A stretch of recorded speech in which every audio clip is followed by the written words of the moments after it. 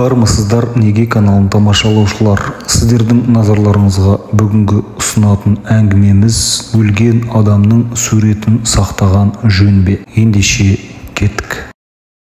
Дүниеден өткен адам суретін сақтауға болмайды. Кәдімгі өлген адамның суретін үйде сақтауға болмайтындығын сіз білесіз бе? Неге? Себебін айтайын.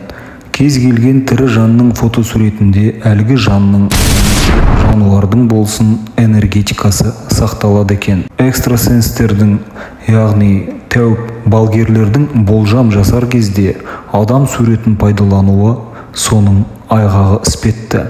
Тіпті кейде қара дуа жасау үшін де суретті пайдаланады. Мұның барлығы бекер емес. Сондықтан дүниеден өткен адамның суретін мүмкіндік болса үйде сақтаған жөн болмайды. Сақтаған күнде де арнайы альбомға салып қойған жөн. Бұл тұрғыда эзотериктер тірі адамдардың дүниеден өткен адамдардың суретіне қарап бір сәт сезіммен өткенге оралуының соңы еш жақсылық әкелмейтіндігін айтады.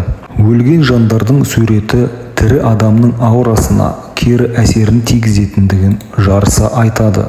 Тек өлген адамның суреті ғана емес, өлген жануарлар мен өртенген, қираған үйлер, сынған ыдыстар да адам аурасына кері әсерін берері сөзсіз. Сондықтан тірі адам тек позитивті суреттерді тамашалап, әсем табиғаттан ләззат алып жүруі тиіс. Ал өткенді өткен шақтың еншісіне қалдырған жөн.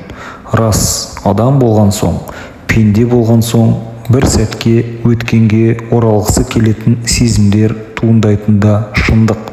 Тіпті кейінгі ұрпақ үшін ата-бабаларының түр-әлпеті қандай болғаны, кімге ұқсайтыны қызық болары сөзсіз. Ал эзотериктер бұл орайда мүмкіндігінше өлген адамның суретін тірі адаммен бірге сақтамауды ұсынады.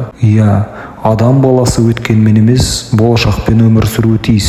Егер қайта-қайта дүниеден өткен адамдардың суретіне үңілудің соңы, ол марқұмды түсінде көру, көзге елестету жағдайларына ұрындырары сөзсіз. Тірі жанның суреті ілініп тұрған бөлмеде намаз оқуда шариғатқа қайшы келетіндігін білетін боларсыздар. Бұл жерде тек Аллаға серік қосу ғана емес, сондай-ақ адамның аурасына кері әсер етіп, көңілін басқаға аударатын жағымсыз қасиеттердің болуымен де байланысты екендігі сөзсіз. Тіпті дүниеден өткен адамның портретіне қарап шошынған сәбилерді, психикалық ауытқуға шалдыққан әйелдер жайлы ақпараттарды көптеп кездестіруге болады. Тіпті сурет арқылы өлген адаммен байланыс жасауға да болатындығын экстрасенстер қауымы жоққа шығармайды. Ал ислам діні өлген адамдармен тірі адамдар тілдесуі мүмкін емес. Тілдескен жағдайда да тек түс арқылы болуы мүмкін.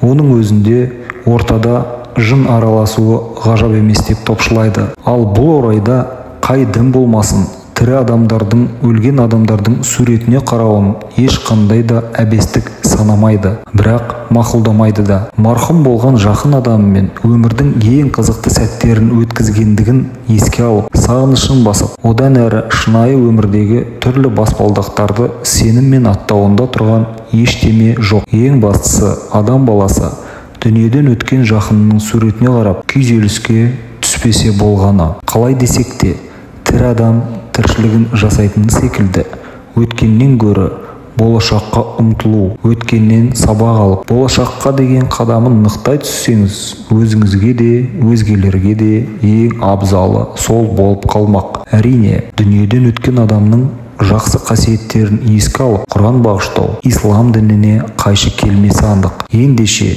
о дүние үшін құлшылық етіп, бұл дүние үшін әрекет еткеніміз жөн болар. Құрметті неге каналын тамашалаушылар, егер әңгіме көңілдеріңізден шығып жатса, лайк басып, ең бастысы комментарий қалдырып, сондай-ақ подписаться етуді естен шығармайды деп сенемін.